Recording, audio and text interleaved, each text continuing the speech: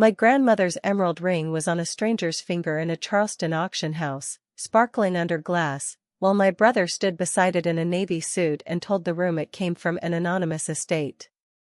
2 weeks earlier, he had hugged me at Nana's funeral and promised to help protect everything she left us. That promise still smelled like lilies and fresh dirt when I realized he had robbed us all. My name is Mara Ellis, 34, a probate paralegal in Savannah, Georgia. My brother, Lucas Ellis, was 38, a real estate agent in Charleston with perfect teeth, expensive shoes, and a talent for making people feel like they were the only person in the room. Our mother, Denise, was 62 and recently widowed, living in the pale blue house on East 41st Street where Nana had spent her last years. Nana, Evelyn Porter, was not rich in the flashy way, but she owned history. A 1920s emerald ring from her mother. A hand-stitched wedding quilt with every Porter woman's initials sewn into the corner. A sterling tea set from my great-grandparents' dry goods store. A small gold locket with a picture of my grandfather inside. And a cherrywood music box that played Moon River in a thin, trembling melody. Nana had written everything down in a binder with yellow tabs. She called it the peacekeeping book. Mara gets the locket, she told me the Christmas before she passed, patting my hand with fingers that smelled like rose lotion. Your mother keeps the tea set. Lucas can have my father's watch. No fighting. Promise me. Lucas was sitting right there, eating pecan pie. Of course, Nana, he said. Family first. After the funeral on February 12th, we moved the heirlooms into a climate-controlled storage unit at Palmetto Secure Storage on Montgomery Street. Lucas rented the unit because he said his real estate discount got us a better rate, $89 a month. I remember the metal door rattling shut, the cold handle against my palm, and Lucas squeezing my shoulder. I've got this, he said. You already do enough. For a while, I believed him. We had been close once. Sunday dinners, beach trips to Tybee, inside jokes about Nana's obsession with labeling leftovers. He had carried my boxes when I moved after my divorce. I had edited his listing descriptions when his business was slow. Trust has a sound, I think. Back then, it sounded like his car pulling into Mom's driveway and everyone relaxing. The first strange thing happened on March 3rd. I was at my desk eating vending machine crackers when Mom called, her voice thin and scratchy. Did Lucas mention taking anything from the storage unit? My stomach tightened. No. Why? I got an email receipt from Palmetto. Somebody accessed it at 9:43 last night. I remember staring at the legal forms on my monitor until the words blurred. Lucas texted 5 minutes later, stopped by to check humidity. All good.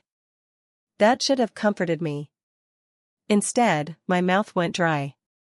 Then came the $1,750 charge on Mom's credit card from Lowcountry Appraisal Services on March 7. Lucas said it was for estate valuation paperwork. When I asked why an appraisal company needed Mom's card, he laughed. Mara, you work in probate. You know this stuff costs money. His laugh sounded too bright, like a spoon clinking too hard against a cup. On March 15, he missed Nana's memorial dinner at Mom's house because of a last-minute client. But my cousin Jenna later mentioned seeing him downtown that evening in a gray blazer, carrying a flat archival box. When I called him, wind whipped through the phone. Where are you? I asked. Showing a condo, he said quickly. In March? At 9 at night? There was a pause. Then he said, some buyers work late. I let it go. That is the part one hate admitting. I let it go because he was my brother, because grief makes you tired, because suspicion feels ugly when everyone is already hurting. The truth arrived on March 28 in a cream-colored envelope from Middleton and Company. Auctioneers. I almost threw it away, thinking it was advertising. Then I saw the words Evelyn Porter Estate Collection printed in embossed black ink. My hand started shaking so hard the envelope slipped and slid across my kitchen table. Rain tapped against the windows. My coffee had gone cold, bitter on my tongue, and the room smelled like wet pavement and lemon dish soap. Inside was a preview catalog. Lot 17, Art Deco Emerald and Diamond Ring, circa 1924. Lot 22, Sterling Silver Tea Service, monogrammed P. Lot 31, Southern Wedding Quilt, hand-stitched, early 20th century. My ears rang. The chair scraped the floor when I stood up too fast. I called Lucas. He answered on the fourth ring. Hey, March. Busy day. Can I call? Why is Nana's ring in an auction catalog? Silence. Not a confused silence. Not an innocent silence. A trapped silence. What are you talking about? He finally said. I'm holding the catalog, Lucas. He exhaled sharply. Okay. Don't panic. My knees went weak, and I gripped the counter. Don't panic? You sold Nana's things? I didn't sell them. I consigned them. There's a difference. The casual tone hit me harder than a shout. Those were not yours. They were just sitting in storage, he said. We needed liquidity for estate expenses. Mom paid the expenses. I saw the receipts. Another pause. Then his voice lowered. You're making this dramatic. I drove to Middleton and Company the next morning with the catalog in the passenger seat like a witness. The auction house was all polished wood, white walls, and quiet footsteps. It smelled like furniture wax and old paper. My heart pounded against my ribs as a woman at the front desk smiled. I'm here about items from the Evelyn Porter estate, I said. My voice sounded like it belonged to someone else. A manager named Helen Drayton came out, silver-haired and careful-eyed. Mr. Ellis represented himself as authorized to consign, she said, leading me to a small office. He provided documentation. What documentation? She hesitated, then opened a file.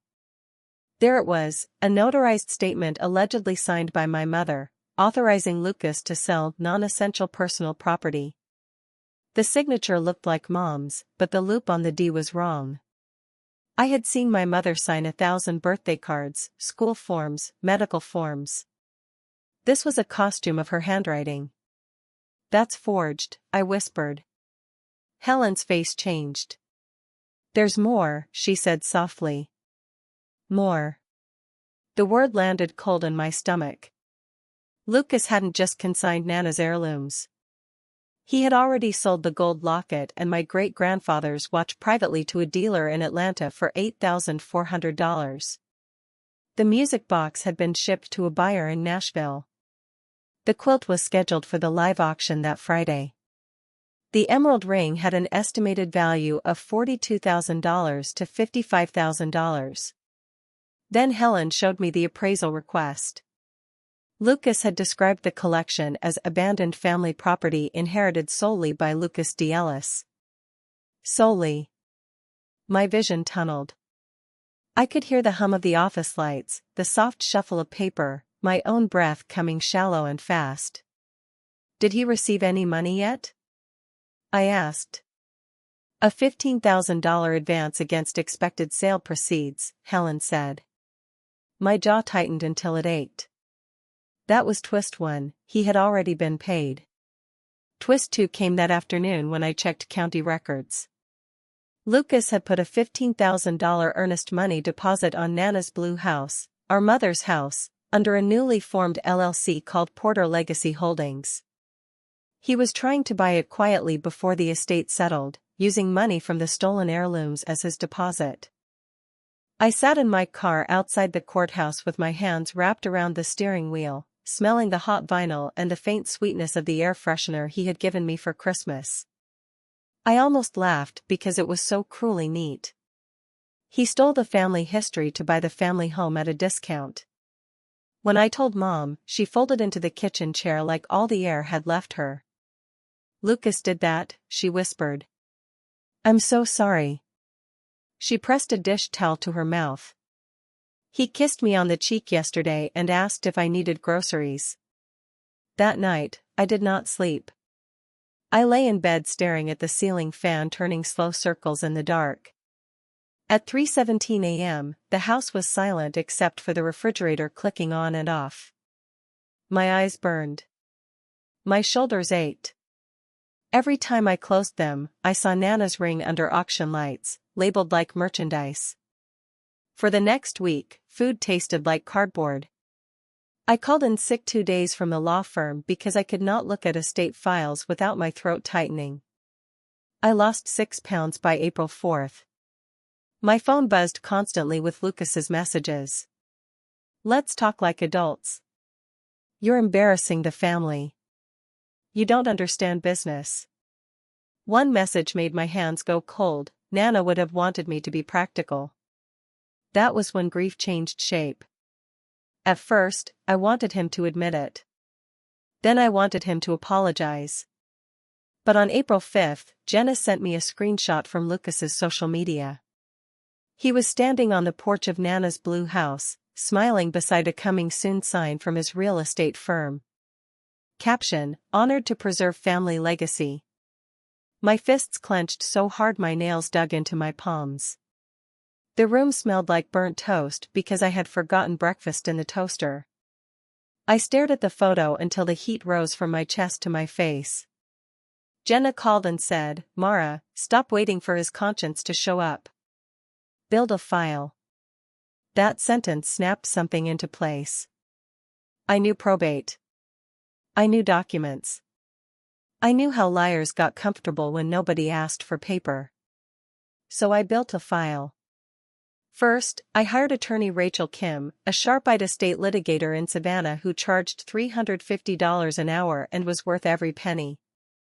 Her office smelled like peppermint tea and printer toner. She listened without interrupting, then tapped her pen once. "We freeze the auction, notify the police, and petition the court for emergency relief," she said. "But quietly, until we have enough." I got Palmetto Secure Storage to preserve access logs and security footage. The manager, Mr. Alvarez, recognized me from moving day. "Your brother came in 4 times, he said, sliding printed logs across the counter.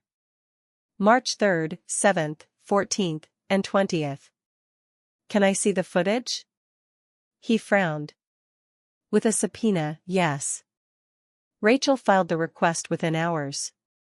I called Middleton and Company and asked Helen to hold the items pending ownership verification.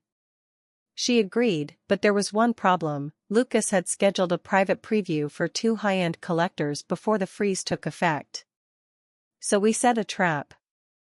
Rachel drafted a formal letter requesting that Lucas attend an estate reconciliation meeting on April 10th at Mom's house.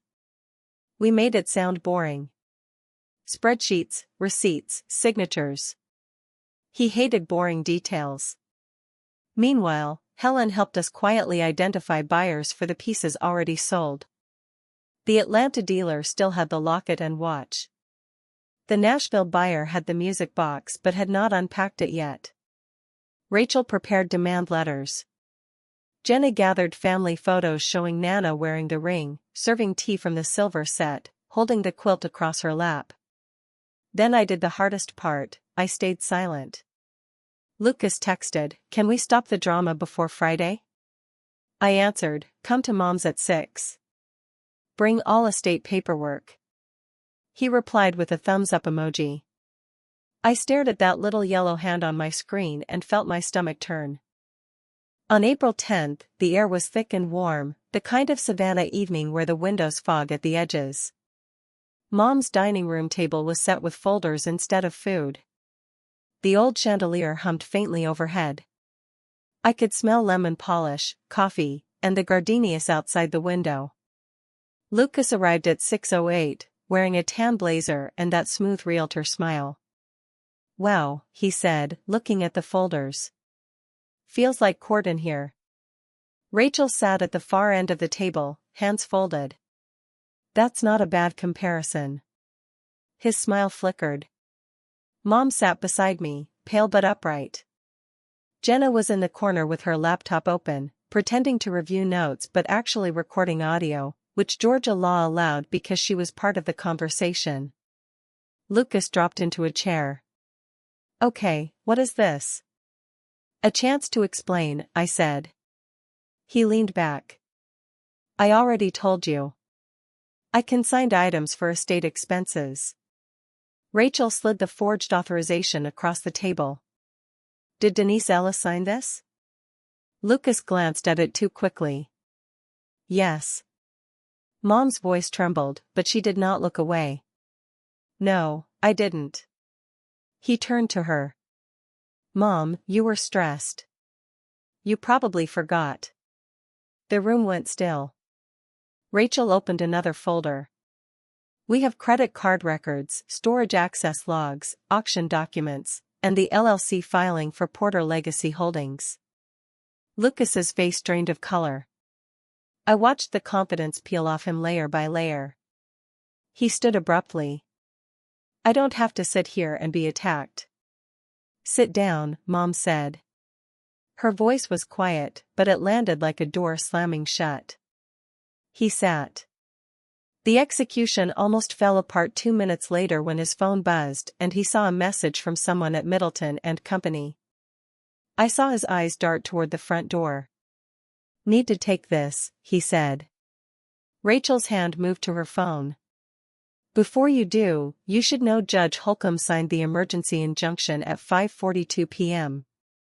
The auction items are frozen. The storage footage is being turned over. And the police report has been filed. Lucas stared at her.